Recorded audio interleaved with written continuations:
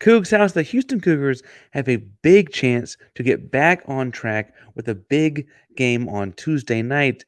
However, there's a big ruling in the legal system that's going to impact the Cougs.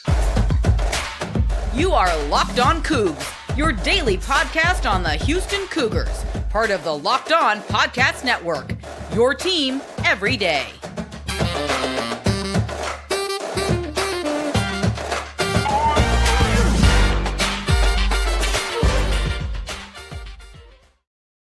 Welcome to Locked On Cougs, daily podcast about your Houston Cougars. I'm your host, Houston-born teacher and coach Parker Ainsworth, here to break down all things Cougs. If you're a U of H fan or just a hater who came to stop by, please be sure to subscribe down below. That way you like on Cougs in your newsfeed each and every day. Appreciate you making Locked On Cougs your first listen of the day. And if you found us on YouTube, welcome back to the YouTube channel. It's so good to see you again. We're doing a giveaway over 250 subscribers. Next one was at 2,000. We're at over 1970. We're almost there. Hit subscribe to help us get there. Like and comment on the video. Let us know you're in that contest. If after today's episode we talk about some legal jargon, some basketballs, and you're like, I just want to talk to you something about recruiting and football and other stuff that we may get to later this week, tell us in the comments.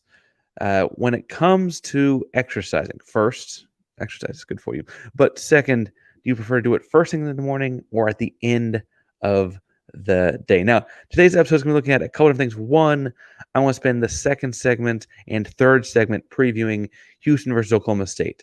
Chance to get back on track after a devastating loss to Kansas over the weekend in Lawrence. Home game, very beatable opponent, Big 12 conference win. Houston, as we record, because Kansas State just beat Kansas, is actually sitting atop the Big 12 conference, kind of extend that lead. However, in the first segment, I do wanted to take a moment to talk some about a Dartmouth loss.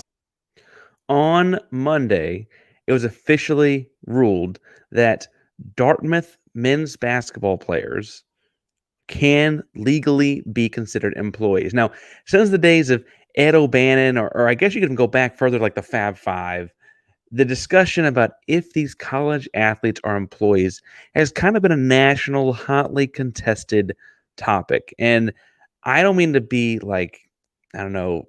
hyperbolic here, but it does feel like this ruling from the National Labor Relations Board may have kind of put that to rest, because the National Labor Relations Board has officially decided that the Dartmouth men's basketball players are employees of the school and thus can unionize. This is a big deal for college sports because as a union, said basketball team could ultimately, as a union, go on strike and ask for better wages or better compensation. So instead of a scholarship and a stipend for food on the weekends or whatever, they can say, no, we also need shopping stipends, travel stipends, take my girlfriend to dinner stipends, what, and I'm being somewhat facetious, just better payment across the board would be very, very high on the list. Now, I do think that it's worth pointing out this is a single lawsuit, and it's a big step for the rights of college athletes as employees, because it's formally declaring them as employees. I love the fact that this is a step in that direction for student athletes. I always love promoting the student athletes as, the people that make this whole thing go. As much as we want to talk about the Cougar Paw and the Seal and those, these people are the ones that put all the sweat, blood, tears, etc. into that program. You want to make sure they're taken care of as well. So I do like this from that perspective by a lot. I do want to point out that this big step is not a light switch. It's not like tomorrow Dartmouth men's basketball is just going to go on strike and request getting paid more, right? I do think it's also worth differentiating, because I can hear it right now. Folks that don't necessarily entirely understand NIL will sit here and say, they're getting paid right now. NIL money, NIL. And this is ruling that as employees of the school, universities are entitled to treat them as such. NIL money is name, image, likeness. It comes from outside entities, completely separate. It's akin to a sponsorship, right? You get NIL money with Doritos. You take a couple Instagram shots with a bag of chips, maybe pose for an ad. Boom, you've successfully fulfilled your requirements. Being paid by the university is getting paid for play, very literally. It's a big, big difference. Now, how this ties to Houston will be interesting. How this ties to Power Five schools will be interesting because the Ivy League and Dartmouth technically don't give out athletic scholarships. I say technically because I remember, uh, frankly, when I was in high school and college, there was always folks at Ivy League schools that maybe didn't get an air quote athletic scholarship, but got treated really nicely by different other parts of campus, giving out other types of scholarship funds that they did qualify for, but then maybe got some extra push. And that I'm not going to make anyone sound like they're cheating the system because frankly, I think that they should get school for free. They just don't give out athletic scholarships at the Ivy Leagues.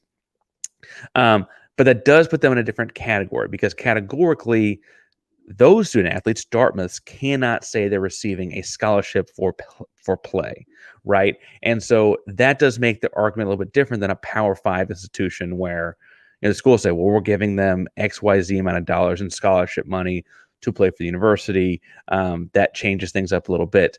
I would point out that with a union or the right to unionize, a group of unionized basketball players at Houston or, Timbuktu State Public University could quickly put together that, hey, in-state tuition is X. We feel like we're worth Y. We think even if you give us that scholarship, we should get paid the difference as employees, right? I think that's the logical step on how this translates to University of Houston and to a Power Five institution. I do think that Houston and the Big 12 could very well be next in these kind of things. And frankly, in a week where we're seeing the SEC and the Big 10 talk about the future of college sports, we're talking about the ever expanding Big 12 and how big can that thing really get. Each of those entities could really set themselves apart from all this by creating what is essentially a true, authentic minor league in college sports by outright having their universities pay the players. It would kill the NCAA. It'd be creating and breaking off into a whole new thing. But the Big 12 and Brett Yormark have proven that they're innovative before. And so while it's not the next thing down the line, I do think it is down the line. And I want to alert people that while this does not exactly pertain to Houston in the present tense today, this is the kind of thing that you see as the first domino or a key domino that leads you to those events in the future when athletes are getting fairly compensated for all the work, blood, sweat, tears they're putting into the programs. I frankly am surprised that this is happening with Ivy League basketball and not like insert Southern University in the SEC or Big 12 and football, right? Football, we see all the injury risk and the high risk, high reward kind of factors and how much money those big institutions bring in through football, and the kids get an in-state scholarship to their local university. And I could see how a union would point out, hey, that X and Y, as we pointed out earlier, are not very close together, right? I see this thing happening in the near future, as in like in you and my lifetime. Like I don't mean to say that like it's like so far away or anything. I just don't know when it happens. I do think that whenever it happens, let's say it's 2032 or something, like 8 years from now, a couple of cycles of college athletes away from now, right? We're going to look back at February of 2024 as like, that was a really key moment, right? Kind of like look at the O'Bannon case that got rid of college football and basketball video games is like a really key moment in name, image, and likeness, right? And then it took a few years for the next steps to happen. This feels like another one of those big firsts, and it's going to change college sports. It's not changing tomorrow. It's not changing next year. It, frankly, for a Big 12 fan, might not change until a couple TV contracts from now. But it does feel like the kind of thing that will change college football and college sports more broadly. And I did not want to go an episode without pointing out how this will impact Houston someday down the line. Now, I will say that while that impacts Houston somewhat far down the line, a little bit closer this week as we look at Houston and sports is the Super Bowl. And if you're looking like to get more interested in the Super Bowl, if you're trying to find some way to make it a more interesting game, you're not a Chiefs fan or whatever, I recommend getting into the commercials, getting into the food. I'm a big football spread kind of guy. Wings, pizza, all the whole nine. But if you are finding a different way to do that, go to fanduel.com/locked on duel, because right now they got all kinds of great offerings to sign up. If you sign up, put a $5 bet down and that thing wins, you get $200 back in bonus bets like that. This is fanduel.com/locked on to sign up. They have all kinds of great options and things to do with the Super Bowl right now. A bunch of anytime touchdown options. The Chiefs are a 2.5-point dog. Patrick Mahomes is a 2.5-point dog. Patrick Mahomes be throwing the ball to Travis Kelce. Travis Kelce is notably dating Taylor Swift. Taylor Swift's mom went to the University of, you got it, Houston. Go root for the Niners. Go put some money on that 2.5-point dog right there at fanduel.com/locked on. That's fanduel.com/locked on. Make every moment more with FanDuel, official sportsbook partner of the NFL. All right, so I want to talk about a diatribe a little bit and talk about how future college sports is changing. But in the present tense, Houston has an important basketball game on Tuesday night with Oklahoma State as they look to get back on track in Big 12 play. After Jerome Tang and Kansas State knocked off Kansas Monday night, Houston sits alone atop the Big 12 men's basketball stands at 6-3. Obviously, they need to make sure they keep winning to keep widening that gap, because the tiebreaker as it presently stands would go to Kansas. Now, we'll talk about when Kansas comes to Houston later this season about why that's going to go Houston's way. But for now, taking care of business means beating Oklahoma State. Oklahoma State's had an interesting year to this point, and by interesting, I mostly mean bad. I mostly mean that when I look at things, I look at a number of different things in their schedule this year, trying to find key wins and look at like Oklahoma State could have done this, Oklahoma State should have done that.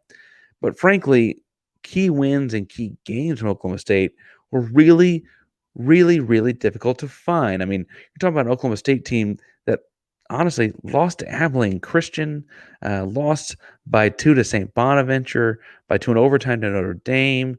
Okay, they played Creighton, they lose by 14. They played Southern Illinois, they lose by 2. In Big 12 play, they've only won 2 games. Both were at home, one against West Virginia, one against Kansas State.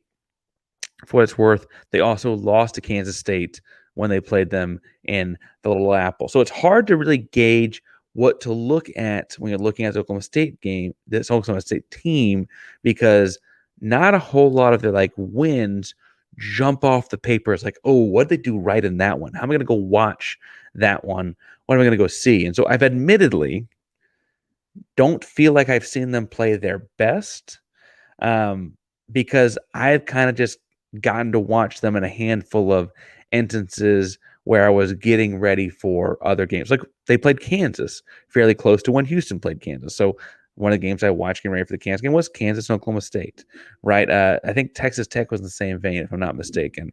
And I have notes I pulled together, then I have multiple note sheets going on that. And that's kind of how I formulated this, because I want to stress that I do think this world of Oklahoma State has talent. They have some kids that look like they can play and just can't quite put it all together. They had a big win at home on Saturday, obviously looking to kind of ride the coattails of that themselves, coming to Houston on Tuesday. And then they have their big one against Oklahoma and Norman next weekend. So kind of a big week for the program, if you will. And I'm sure the kids will be really, really hyped up and excited. I mentioned they're at the bottom of the conference right now at 2-7. And I think that that's in part because they have trouble taking care of the basketball. Is that fair to say? Trouble taking care of the basketball? They have the worst steal percentage offense in college basketball.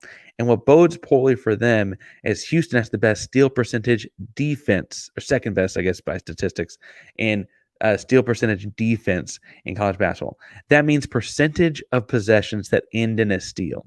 That means nobody in college basketball has the ball stolen from them on a higher percentage of possessions in a game than Oklahoma State does. Only one team steals the ball at a higher percentage in college basketball than Houston does. I feel like it's safe to say that Houston's going to take the ball away from Oklahoma State a couple of different times, right? Now, as poorly as they do with taking care of the ball, they do clearly value it. They have really solid rebounding percentage numbers, meaning percentages of misses, both on offense and defense, that they rebound.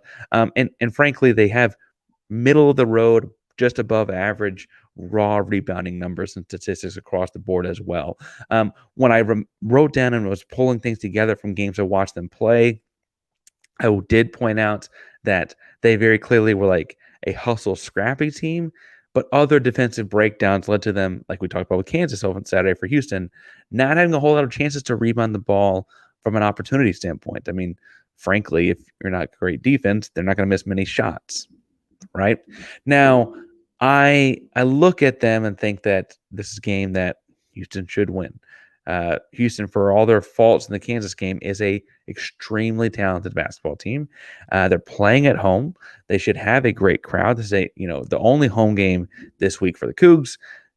I think it's a big deal. I think it's a big enough deal to show up and show out. Every Big 12 game is in that way, right? I also would look at, if you're Oklahoma State and you're looking to kind of gain some footing and build your program and this and that, um, beating a team like Houston, if you were the players or the coach, or like that's kind of all they've got to put their names on this season, knocking off a big dog like a Houston or a Kansas or a Baylor or whomever, right? Because they probably don't do much in the conference tournament. They probably don't make the big tournament, and they probably get kind of overshadowed by everything else going on in the Big 12. And so if they can be like, yeah, but we also beat those guys, I think that's worth pointing out that they'll get up for this game.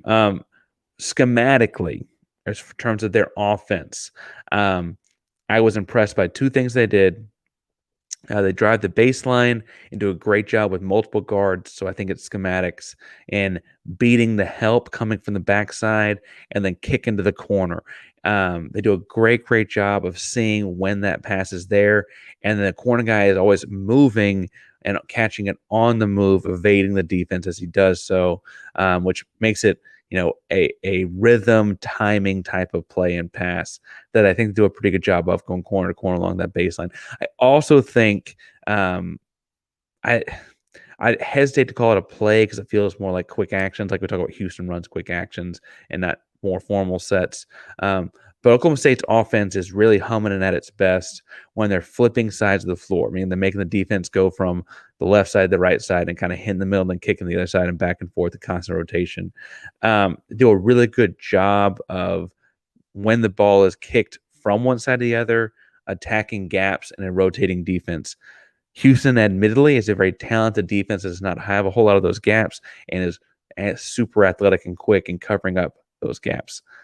But I would be remiss to say that Oklahoma State was really good when they're getting into those splits, right? And so I say it to say that this is the kind of game that Oklahoma State could do well in. I do think, though, this be kind of game where Houston could end up with like a bajillion turnovers, turning them over, a bajillion steals, turning over Oklahoma State, I should say. And frankly, if the guys are pissed after a rough film session on Sunday or Monday, where they got their butts chewed out about what happened in Lawrence, this could be the kind of thing where Oklahoma State is just kind of the brunt, bears the brunt of that, I should say. Now, I have to say that if Oklahoma State wants to beat Houston, they're going to be a finely tuned machine on Tuesday night. But with that said, sometimes you got to have a little bit of help when you're tuning up that finely tuned machine. And if you need help with yours, you got to go to eBay Motors to get it done, because passion, drive, and patience are what bring home the winning trophy. It's also what keeps your ride or die alive. eBay Motors has everything you need to maintain your vehicle and load up to peak performance, from superchargers to roof racks, exhaust kits, LED headlights, and more. Whether you're into speed, power, or style, eBay Motors has got you covered. Over 122 million parts for your number one ride or die. You'll always find exactly what you're looking for, and the eBay Guaranteed Fit. Your part is guaranteed to fit your ride every time, or your money back, because the eBay Motors with burning rubber and not cash. All the parts you need, the prices you want. It's easy to turn your car into the MVP and bring home that win. Keep your ride or die alive at ebaymotors.com. Eligible only, exclusive by eBay Guaranteed Fit is only available to U.S. customers. All right, so the matchups here, and I think that's important because I think this is where I'm like, ooh, this is where, like, theoretically, you could see, ooh, this is problematic in ways other teams have been so far. Javon Small is their point guard. He's their engine, make a lot of things go. He is the only ball handler I would trust with the ball on their roster. In heavy pressure situations, that he's the only guy I would trust the ball. He's a 6'3" guard. He's shooting 40% from three on 5.5 attempts per game, leading them in points, also has 4.8 assists.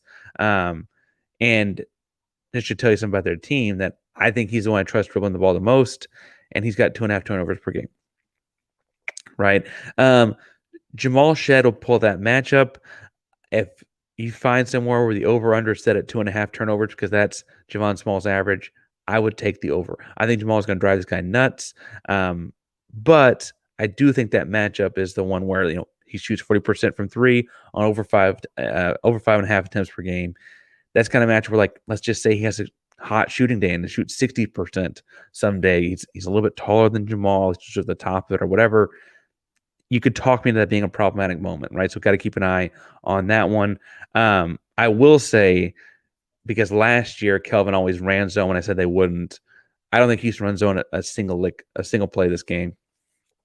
But I did think that Javon Small did a great job of finding the gaps in the zone. I think Houston will run a zone, so I don't think it'll matter. But if they did and he does it, you heard it here. Keon Williams, 6'5" guard for them. He played the 2 guard. He's only getting 6.6 points per game. He's getting 5.7 rebounds. He is a scrappy guy. I think like Ramon Walker type dude for them. I will say that the key difference watching them to me is that Ramon, his offense comes in large part in like hustle plays, put backs into the rim. Keon Williams does the same hustle plays and pass the ball out and then spots up for three. He's a true 3-and-D type of guy at 6'5", shooting 35% from out there. He's listed at 6'5". I think Houston puts LJ Cryer on him, mostly because he doesn't have a whole lot of offensive things in his tool bag. Outside of, you got to make sure you box him out. Now, he will get his offensive rebounds, and he will get his deflections and tip plays, and he will get hustle things. But by and large, I'm not worried about the offensive things he'll bring to the game as long as you close out on his threes. And so I think LJ Cryer can do that, even though he's given up a few inches there. Bryce Thompson, however, they're small forward, third guard type guys. Listed at 6'6". If you told me 6'7", I believe you. He's getting over 11.5 points per game, shooting 34% from three. He's I don't want to say 3-level scorer, but definitely a 2-level scorer, like a inside at 6 feet and outside at 24 feet threat offensively. I don't think it's got great mid-range and touch, but I do think he's long and used that down inside of 5 or 6 feet very well. And then he shoots the ball pretty well from the outside. He gets the Emmanuel Sharp matchup to me. I think Emmanuel Sharp's got the sturdiness to him to handle him down the post, but also the quickness to make sure he doesn't get anything off on the outside. I also think that Bryce Thompson's got some robotic, like very structured movements to his game. And so I don't see him blown by anybody. So if you told me that that Sharp and Cryer flipped that matchup, I could see it because Sharp's a little bit better athlete than Cryer. However, I think the size to Thompson makes him a natural Sharp matchup. I also think it's worth pointing out that like you typically see 3-point shooters for a reason match up with one another, and that's where you're putting Sharp. Yeah, I guess the danger here would be, again, 34% from three. If he shoots 45 or something for the day at 6'6", he'll be shooting over the top of most of the defenders he's roll out there. So I digress. Eric Dolly is their power forward. He is a true like modern basketball power forward. And then he shoots 37% from three. Loves to pop in the pick and roll and do a lot of catch and shoot 3-point shooting. If you make him put on the ground, you're really going to get in his head. He's going to cough it up and make it on the ground. I'll say it. He gets 9.5 points per game. He gets 5 rebounds. I think because he plays so much on the perimeter, hear me out here, I think he gets the J1 Roberts matchup. I think it's the J1 Roberts matchup because while I've been really impressed with Javier Francis's play along the perimeter, and it does look like he'll be available to play after Kelvin Sampson spoke to the media on Monday, I would have to imagine that, honestly, you're looking at a guy that spends so much time outside the perimeter that you kind of want a big guard almost out there. Roberts has proven that he can play out there on perimeter. I know his knee's a little less than 100%. Dr. Francis just hurt his hip on Saturday. I don't know if I want him out there either. I think I want Roberts on the perimeter more defensively and switches and monsters and bears and things like that. Houston does. Just when his foot speed, frankly, that means I've got Jawan Roberts out there on Eric Daly. That leaves big man Brandon Garrison, the starting center at 6'11" for Oklahoma State down inside, and I obviously am putting Javier Francis on him. Francis, it does appear he'll be ready to go. Coach Sampson said on Monday at immediate availability that he had no lingering injuries. It was just that banged up in the moment. Now, I noticed and look. First of all, his game is all classic big man inside of 4 feet kind of stuff. He's averaging 7 points and 5 rebounds. Nothing Javier can't handle. Frankly, he plays so close to the basket on offense. I want Javier there because Javier can play the help side defense, can block shots on either side of the rim from there. Francis is giving up a couple inches at 6'9", but the wingspan, I would actually think that he probably has a higher standing reach than Brandon Garrison if they were standing next to each other. I did notice in this game, I think the bench is also going to go Houston's way. There's a big drop in minutes per game for Oklahoma State between their 5th starter and their 6th guy, and then an even bigger drop between their 7th guy and their 8th guy. In a close competitive game, they cannot go very deep because of how much trouble they have handling the ball. And that's where I think Houston wins this game, if they didn't already, when they can bring in guys like Damian Dunn, JoJo Tugler, Malik Wilson, Ramon Walker, and kind of run this thing up with some energy and guys you trust with the ball in their hands in the second unit. More lineup flexibility for Houston as well, and you kind of dictate pace the game, stuff like that. So I say all of that to say, on paper, this game ought to go Houston's way 1,000 times out of 1,000. They don't play basketball games on paper. They play it on hardwood. And so that's the part that worries you, is like the emotional bit of like, okay, you got your butt kicked in Kansas on Saturday. You had to fly home. You had to hear about it all day Sunday, Monday. And now you got to go play on Tuesday. Right.